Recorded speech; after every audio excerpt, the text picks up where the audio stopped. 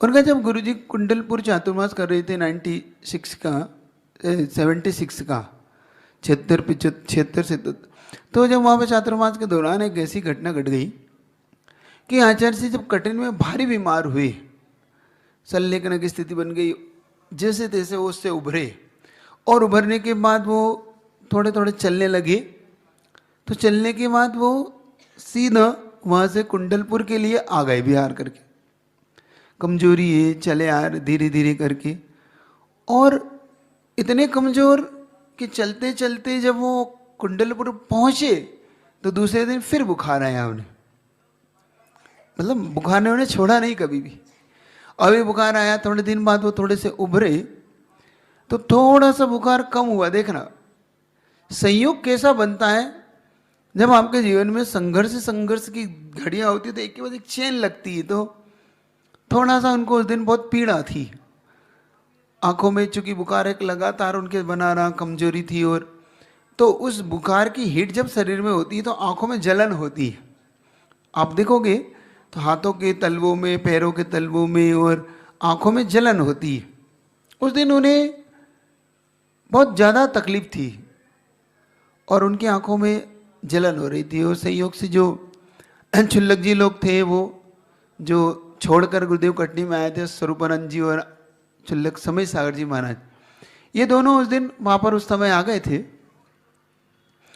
तो जब उन्होंने देखा कि गुरुजी को बहुत पीड़ा है, तो छुल्लक स्वरूपानंद जी ने क्या किया कि उन्हें लगा कि भाई आंखों में बहुत जलन है, तो इनकी आंखों को ठंडक देने के लिए ऐसा क्या डाला जाए। तो उन्होंने ऐसी चीज डाल दी जो उससे विपरीत हो गई।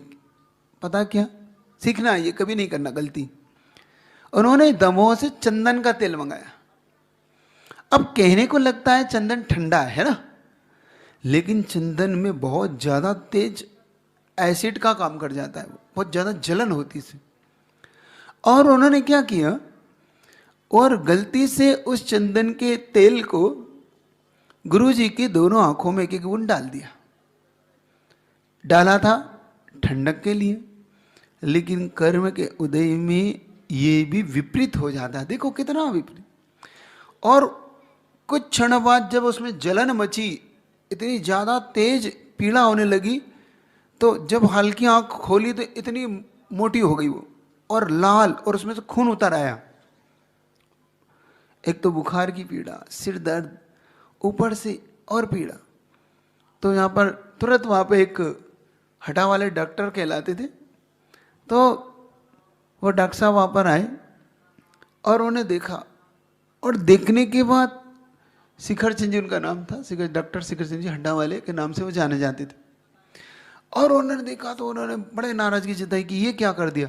तुरंत आंखों के डॉक्टर को बुलाया, तो उन्होंने भी कहा कि ये क्या कर दिया, तो ऐसे में तो आंख चली जाएगी, क्योंकि उनकी आंखों में ब्लड उतर आया है और एकदम लाल हो गई और एकदम ऐसी सूजन आ गई। अब वो छुल्लक जी का आंखों में आंसू भरा है, रोना शुरू हो गया। मतलब उन्हें लगा कि अपने पश्चाताप, उन्हें लगा कि मैंने क्या कर दिया, मैंने आज गुरुजी के साथ ये क्या कर दिया। घबराहट सबको हो गई, लेकिन गुरुजी के मन में तनिक भी उनके प्रति द्वेष नहीं, तनिक भी उनके प्रति ये नहीं कि तुमने मेरे साथ ये क्या कर दिया। तो जब डॉक्टर साहब ने ये बात शब्द कहे और छुल्लक जी की आंखों में आंसू आने लगे, तो गुरुजी का एक ही शब्द निकला, देखो कर्म का जब विपरीत होता है, कर्म का तीव्र उदय होता है, तो हर कार्य विपरीत होता है। आप अच्छा करने जाओगे वो बुरा ही हुआ। क्यों? क्योंकि इन्होंने तो डाला था ठंडक देने के लिए, और वह काम भी विपरीत हो। और गुरुजी ने एक उदाहरण दिया उसमें, गुरुजी ने उदाहरण दिया कि जैसे जब द्वारिका में आग लगी तो कृष्ण और बलराम उस द्वारिका की आग को बुझाने के लिए समुद्र का पानी डालने लगे, लेकिन वह पानी आग बुझाने की जगह आग को भड़काने लगा। मतलब वो पेट्रोल का काम करने लगा। कर्म का युग जब आता है तब वो ठीक विपरीत हो जाता है। ये हमेशा निगाह में रखना। एक लाइन बोलते थे, जब पड़ते कर्मों के फेर, मकड़ जाल में फंसते शेर। समझ में आया ना? मकड़ी जानते हो? मकड़ी मकड़ी का जाल में भी सिंग फंस जाता है जब कर्मों का तीव्र उदय आता है तो। ऐसे ही गुरुजी ने कहा कि देखो इनका कोई दोष नहीं, ये तो अच्छा ही करने गए थे, लेकिन मेरी कर्म इतने तीव्र हैं इसीलिए मेरी आंखों में इस तरीके की जलन हुई है। और तुरंत अब इसका इलाज वहाँ पे लोगों को ऐसा लगा कि भाई ये क्या हो गया, ये कैसे हो गया, अब गुरुजी का क्या होगा। तो वहाँ पर तुरंत समझदारी का काम एक बहुत अच्छा किया वहाँ पे। वो देखो कभी भी ऐसी स्थिति हो तो मैं आपको एक चीज़ बताता हूँ, इसका एक परम तोड़ होता है किसी भी चीज़ का, आंखों के लिए समझ लेना। वहाँ पर डॉक्टर शिखर जी ने क्या किया, तुरंत उनकी आंखों में घी भर दिया। जब भी आपकी आंखों में कोई भी ऐसी चीज ज्वलनशील हो, चाहे वो सर्फ हो, चाहे जैसे अमृत धारा चली जाए, चाहे चंदन का तेल हो, चाहे कोई ऐसा एसिड, तो कुछ भी पानी से धोने का काम मत करो उसको।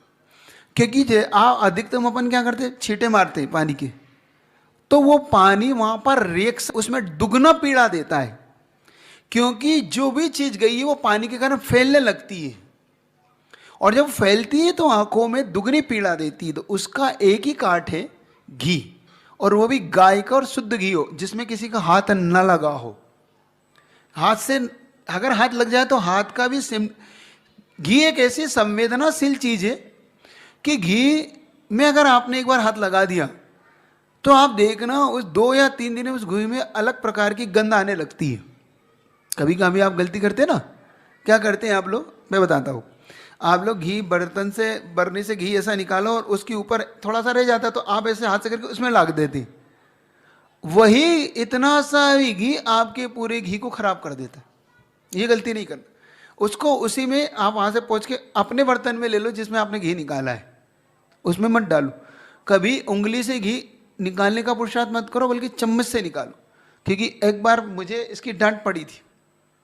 एक बार मैं गुरुजी के साथ वैयावर्ती कर रहा था, और वैयावर्ती करते करते क्या हुआ, किसी ने कटोरी में घी दिया। हम नए नए थे, हम लोग को तो कुछ पता था नहीं, तो मैंने क्या किया, ऐसे उंगली करके ऐसा घी निकाला। तो गुरुजी कहते क्यों, क्या कर रहे हो? तो मैं थोड़ी देर के लिए तो काम गया, मैंने कहा भाई ये क्या हो गया, भाई घी लगाने था।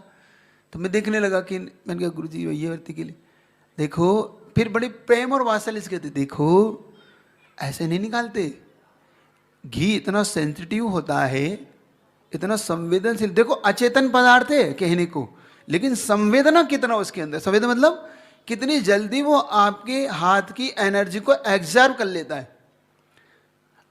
उसने जैसे उन गुरुजी ने बताया कि ये क्या है, इतना घी, अब तुम 1 या 2 दिन में इसमें गंध आने लगेगी, ये अपने स्वरूप बदल देगा। तो हमेशा एक चीज याद रखा करो, आप लोग ऐसी गलती नहीं करना। आपको लगता है कि भाई ये तो शांति धारा का घी है और ये तो इतना शुद्ध है और हमने तो इतना महंगा लिया, लेकिन इसमें गंध तो 2 दिन में आने लगी है, तो बहुत खराब दी। वो खराब घी खराब नहीं दिया, आपने आपकी गलती से उसे खराब। तो घी जब भी डालो ऐसा डालना जो बिल्कुल गाय का हो, शुद्ध हो और ताजा हो, तो सबसे अच्छा। 2 बूंद 4 बूंद 10 बूंद चाहिए उसमें, लेकिन वो पीड़ा दूर कर देगा। और वही शिखरचंद जी हटा वालों डॉक्टर साहब ने किया, उन्होंने उस घी को दोनों आंखों में भर दिया और 1 आधी घंटे आचार्य से कहा आप आंखें बंद कर ले। आंखें बंद की, आंखें बंद करने के बाद अब धीरे धीरे उसमें थोड़ी जलन कम हुई, लेकिन एकदम पीड़ा कम नहीं हुई। उसमें 2-3 दिन लगे, जो आंखें जाने वाली थी ऐसी स्थिति जब बन गई थी, लेकिन गुरुजी ने उसे बिल्कुल इतनी शांति से सहन किया, इतनी शांति से सहन किया कि वह समता का जो परिणाम, वह समस्या का समाधान जो अपनी समता से पाया, कर्म को जो चेंजेस उन्होंने किया, तब लगता है कि गुरुजी ने अपने जीवन में कितना संघर्ष झेला। अब देखो यहां से समझो, समझ रहे हो, समझने का आपको फर्क समझ में आ रहा है? यहां से समझने का पुरुषार्थ करो कि महान व्यक्तित्व का निर्माण किन किन संघर्षों से होकर गुजरता है। हम पिछला तो समझ के आगे का देखते हैं, हम देखते हैं सन 90 के बाद का, लेकिन उससे पीछे का जो कुछ भी संघर्ष गुरुजी का रहा, वो सबसे ज्यादा प्रेरणा देता है कि कैसे संकटों में भी, विकट स्थितियों को कैसे अपने से ऊपर उठा जाता है, कैसे उसको झेला जाता है, ये समझो। और फिर भी सावक अपनी भक्ति वसात करता है तो गुरुजी क्या गजब का उनका भी नेचर। तो जब जैसी ये पता पड़ी तो चूंकि कटनी से गुरुजी उस समय आए थे, कटनी के लोग बड़े उनके प्रति समर्पित थे, हैं और रहेंगे आज भी वो कटनी वाले। तो कटनी वाले जो युवा लोग थे ये सब वहाँ पर कम से कम 80 से 100 युवा लोग डोली लेके गुरुजी के वहाँ पर पहुँच गए कि अपन गुरुजी को एक काम करते हैं, बहुत पीड़ा है तो वहाँ पे तो इलाज शायद ना मिले, तो ऐसा करते हैं अपन गुरुजी को डोली में लाकर और अपन कटनी में इलाज कराएंगे।